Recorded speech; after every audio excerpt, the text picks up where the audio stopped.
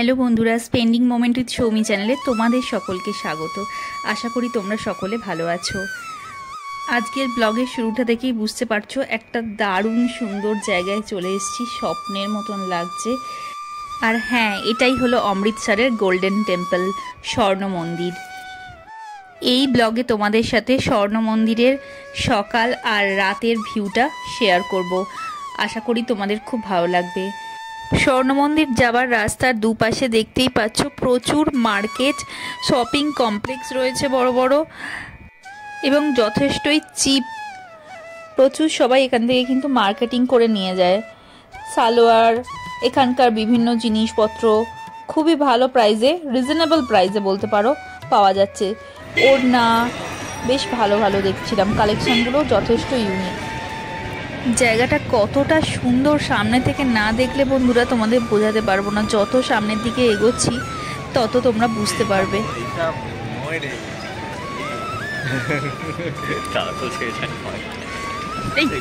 ভালো কোন দিক দিয়ে যাবো?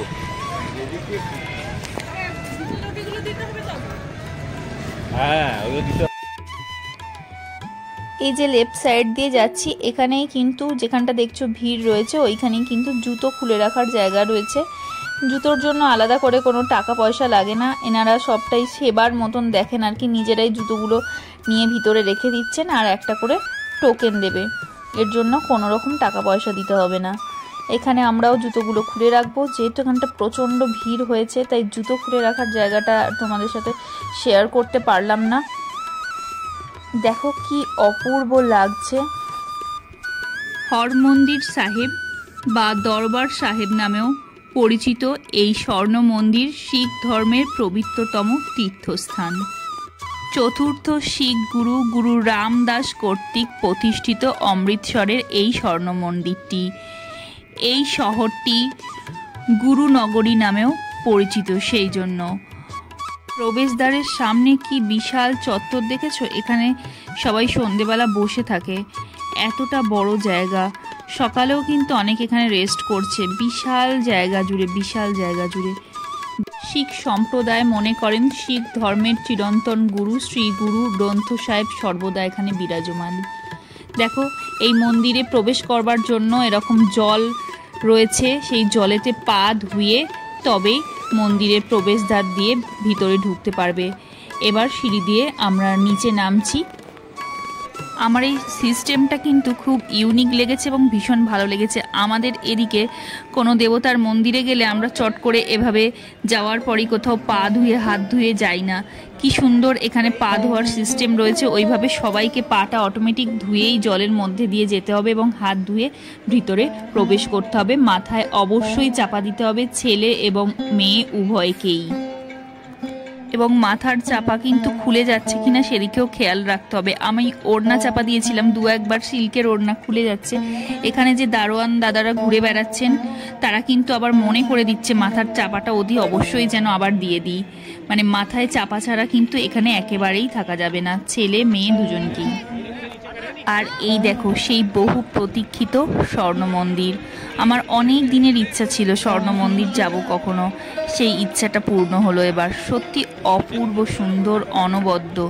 এখানে এলে না মনটা শান্ত হয়ে যাবে, মনে হবে আরও কিছুক্ষণ থাকি, আরও কিছুক্ষণ থাকি। এই গুরুদুয়ারের মধ্যে মনুষ্য সৃষ্ট পুলটি রয়েছে, সেটি 1577 সালে চতুর্থ শিখ গুরু গুরু রামদাস দ্বারা সম্পন্ন হয়েছিল। জলটা অত্যন্ত স্বচ্ছ আর পরিষ্কার। দেখো একটা লাল রঙের মাছ ভেসে যাচ্ছে। জলটা যথেষ্ট ডেপথ রয়েছে, সেই জন্য শিকল দিয়ে লোহার নিশানা করা রয়েছে। প্রচুর শিখ সম্প্রদায়ের লোক এই জলে নেমে স্নান করে তবেই গুরুদ্বারায় প্রবেশ করছে। আমরা যেমন গঙ্গাতে চান করে কোনো মন্দিরে গিয়ে পুজো দিই, সেরকম এনারা এটাকে খুব পবিত্র মনে করেন। অন্য সম্প্রদায়ের নাম কেন উল্লেখ করলাম না, কারণ অন্য সম্প্রদায়ের লোক খুব একটা চোখে পড়লো না যারা জলে নেমেছেন, বেশিরভাগই মাথায় পাগড়ি পরা যারা জলে নেমেছিলেন, সেই জন্য। এই দেখো এখানে একটা মানত গাছ রয়েছে, এখানে দড়ি বা সুতো বেঁধে মানত করে যাচ্ছে। বিশাল বড় গাছটা।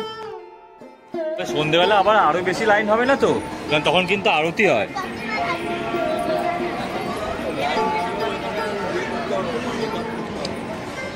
তাহলে সন্ধ্যেবেলা তো লাইনটা দেবো, তাহলে সন্ধ্যেবেলা, তাই তো? হ্যাঁ, আমি দেখবো ঢুকবো।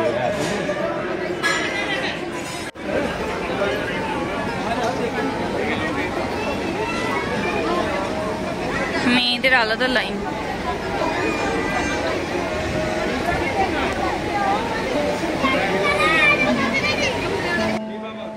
এখান থেকে কারা প্রসাদ দিচ্ছে, আগে একটা টোকেন নিয়ে আসতে হবে আর থালাটা নিয়ে আসতে হবে, তারপর এখান থেকে প্রসাদ নিতে পারবে লাইন দিয়ে।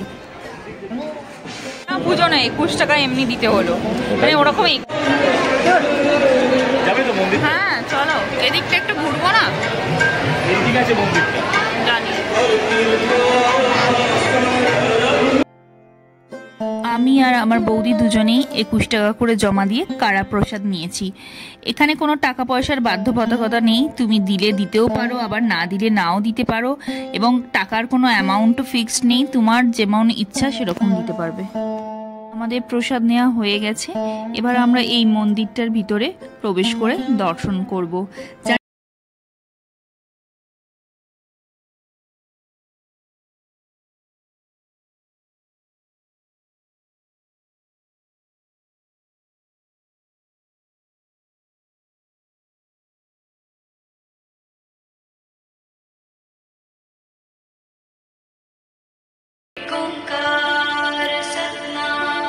আমাদের দর্শন করা হয়ে গেছে, কিন্তু ওখানে ক্যামেরা অফ করতে বলছিল বলে আর কন্টিনিউ করতে পারিনি। এই জায়গাটা থেকে ফ্রিতে একদম, কোনো টাকাও লাগছে না, কারা দিচ্ছে।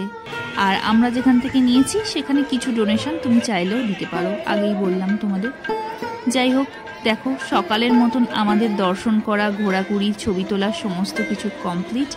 এবার আমরা রুমে চলে যাব, কারণ দুপুরবেলার লাঞ্চ আমাদের ওখানে রেডি। তার আমরা এখন চলে এসেছি অমৃতসরের ফেমাস জ্ঞানদি লস্যির দোকানে। এখানে আবারও আমরা লস্যি খাবো। তোমরা আগের ব্লগে দেখেইছো, জালিয়ানওয়ালাবাগ ঘোরার পর আমরা এক জায়গায় ফেমাস দোকান, ওটাও এখানকার, সেখানে কুলচা লস্যি খেয়েছি আর জলেবিওয়ালাতে জেলিবি খেয়েছি। তারপর গেছিলাম আমরা স্বর্ণ মন্দির দর্শন করতে, আর দর্শন করার পর আবার এখান থেকে সেকেন্ড টাইম লস্যি খাচ্ছি। আগের দিনের ব্লগটাই কন্টিনিউ করছি, যেহেতু ব্লগটা অনেকটা বড় হয়ে গেছে এবং স্বর্ণ মন্দিরের ভিউটা অত্যন্ত সুন্দর, তাই ভাবলাম তোমাদের সাথে আর একটা ব্লগে শেয়ার করি।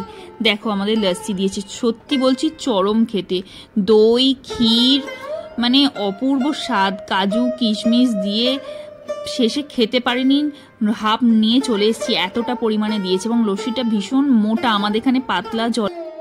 হ্যাপি হ্যাপি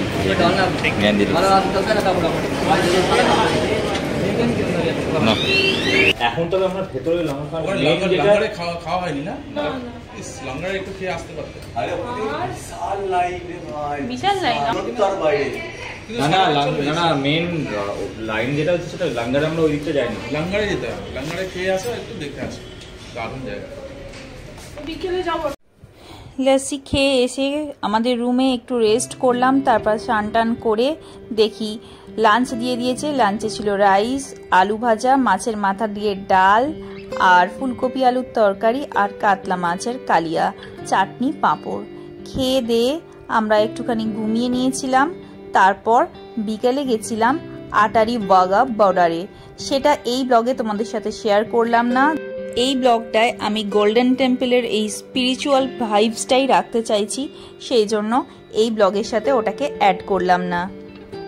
আগের দিনই তোমাদের সাথে শেয়ার করেছি, আমরা একটা ট্যুর কোম্পানির সঙ্গে এসেছি, সেই জন্য আমাদের হোটেলে থাকা, খাওয়া দাওয়া 4 বেলার, আর বিভিন্ন ভিজিটিং স্পটে ঘুরতে যাওয়ার সমস্ত কিছুই কিন্তু ওনারাই অর্গানাইজ করেছে। বেশিরভাগটা কিছু কিছু জায়গায় অটো টোটো বা ধরো গুলমার্গে যেটা রোপওয়ে রাইড হয়, বা স্বর্ণ মন্দিরের যেটা ব্যাটারি কারের রাইড, এরকম বেশ কিছু রাইড আছে। এবং কিছু জম্মু কাশ্মীরের সিন্ডিকেটের থেকে গাড়ি নিতেই হয়, ওটা বাধ্যতামূলক। সেখানে আমাদের ট্যুরের দাদা চাইলেও গাড়ি নিয়ে যেতে পারবে না, একটা জায়গা অবধি পার্সোনাল কারে যেতে পারো, তারপর ওদের থেকেই গাড়ি নিতে হবে। সুতরাং সেই জায়গাগুলোতে আমাদের পার্সোনাল খরচ হয়েছে, আদারওয়াইজ বাকি সব কিছুই কিন্তু ট্যুরের সঙ্গে। এই জন্য ওয়াঘা বর্ডার থেকে আসবার পথে আমাদের দুটো ট্রাভেলার ছিল, ট্রাভেলারগুলো হোটেলে চলে গেছে। আমি আর আমার হাজব্যান্ডই নেমেছি, আর দু একজন আর একটা ট্রাভেলার থেকে নেমেছিল বোধহয়। আমরাই রাতের ভিউটা দেখবার জন্য স্বর্ণ মন্দির যাচ্ছি। বাকি সবাই টায়ার্ড হয়ে পড়েছে, সারাদিন ঘোরাঘুরির পর সবাই রুমে চলে গেছে। ইভেন আমার দাদা বৌদিও কিন্তু রুমে চলে গেছিলো।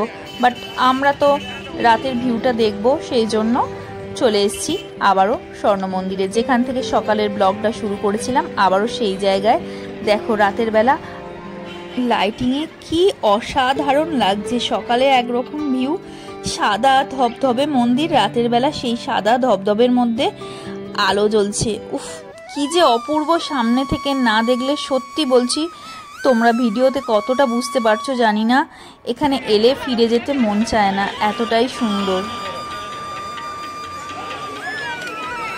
এটা অমৃতসরের স্বর্ণ মন্দিরের ফেমাস লঙ্গরখানা, মানে রান্নার ঘর। এখানে রান্না খাওয়া দুটোই হয়, যেটা আমাদের সকালবেলা ট্যুরের দাদা বলছিল, তোমরা শুনেছো, যে অবশ্যই এখানে গিয়ে খাবার ট্রাই করার জন্য। আমাদের আর খাবার ট্রাই করা হয়নি, প্রচণ্ড ভিড় ছিল সেই জন্য।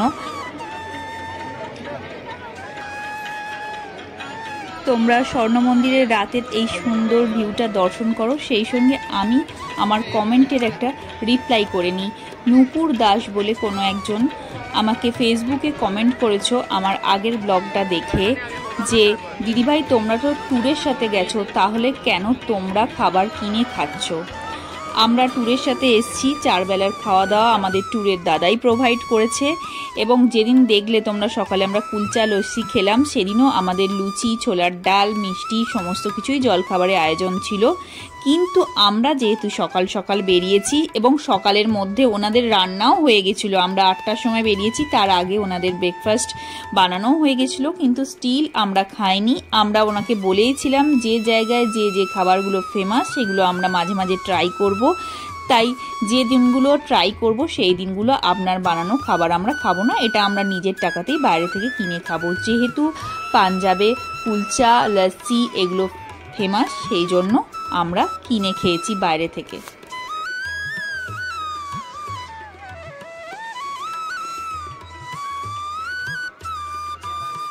তোমরা হয়তো ভাবতে পারো একই ভিউ তোমাদের হয়তো অনেকক্ষণ ধরে দেখাচ্ছি, একেবারেই না। আমরা কিন্তু হেঁটে আসছি, একটা গেট দিয়ে ঢুকেছি, এই গেটটা দিয়ে ঢুকেছি, পুরো সার্কেল হয়ে এই পুলটা কিন্তু আমরা ঘুরছি। বিভিন্ন সাইড থেকে তোমাদের স্বর্ণ মন্দিরের ভিউটা দেখানোর চেষ্টা করছি, সেই সঙ্গে আমরাও ঘুরছি। শিখ সম্প্রদায়ের লোকেরা কি মনে করে যেন স্বর্ণ মন্দিরের একটা গেট দিয়ে এরকম ঢুকে পুরো সার্কেল হয়ে আবার সেই গেটটা দিয়েই বেরিয়ে যাওয়াটা, মানে পুরো পুলটাকে কভার করা, এটা খুব পুণ্যের নাকি ওনাদের কাছে, একজন বলছিলেন, শুনছিলাম। এখানে শুধু শিখ সম্প্রদায়ের লোকেরা নয়, ধর্ম বর্ণ নির্বিশেষে সবারই প্রবেশ অবাধ, এবং এখানে অনেকে নাইটে স্টেও করছে।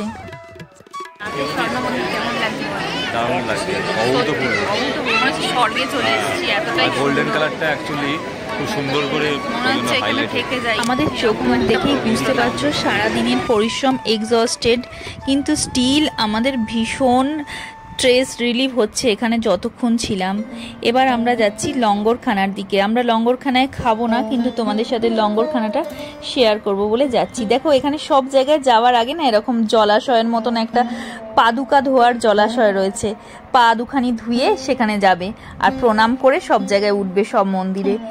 এই সিস্টেমটা না সত্যি আমার ভীষণ ভালো লেগেছে। দেখো এখানে সবাই হাত ধুয়ে নিচ্ছে খাবে বলে, আগে পা ধোয়া হলো, তারপর হাত ধোয়া হলো, এবার লঙ্গরখানা প্রণাম করে সবাই ভিতরে ঢুকছে। এখানে প্রচুর খোপ খোপ স্টিলের থালা রয়েছে, সেখানেই খাবার পরিবেশন করা হয়। ডাল, সবজি, চাপাটি আর ক্ষীর থাকে খাবারে। ধনী দরিদ্র নির্বিশেষে সবাই এখানে এই খাবার গ্রহণ করে। আমাদেরও খাওয়ার খুব ইচ্ছা ছিল লঙ্গরখানায়, কিন্তু এবারের মতন খাওয়ার হলো না। নেক্সট টাইম কখনো এলে অবশ্যই ট্রাই করব। ভীষণ এক্সস্টেড ছিলাম, তাই আর ভালো লাগছিল না লাইন দিতে।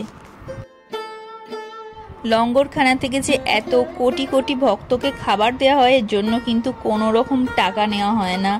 ভাবতে পারছো কত লোক সারাদিন খায়, না দেখলে বিশ্বাস করবে না। আমরা সকালে এসেছিলাম যখন, তখনও বিশাল লম্বা লাইন ছিল, এখনও তোমাদের দেখালাম ভিড়টা কীরকম। চলো, স্বর্ণ মন্দির ঘোরা আমাদের মোটামুটি কমপ্লিট। এই যে তোমাদের বলছিলাম না রাতে অনেকে থাকে, এই যে বাঁ সাইডের সাদা সাদা ঘেরা জায়গাগুলো দেখছো, এখানে মার্বেলের মেঝে, ফ্যান চলছে, এখানে প্রচুর লোক রাত্রে শুয়ে রয়েছে, সারা রাত হয়তো থাকবে, সকালবেলা বেরিয়ে যাবে। লাস্ট বারের মতন আমরাও স্বর্ণ মন্দির দর্শন করে নিচ্ছি আর তোমাদেরও দেখিয়ে দিচ্ছি, কারণ কাল সকালবেলায় আমরা অমৃতসর থেকে পেহেলগামের উদ্দেশ্যে রওনা দেব।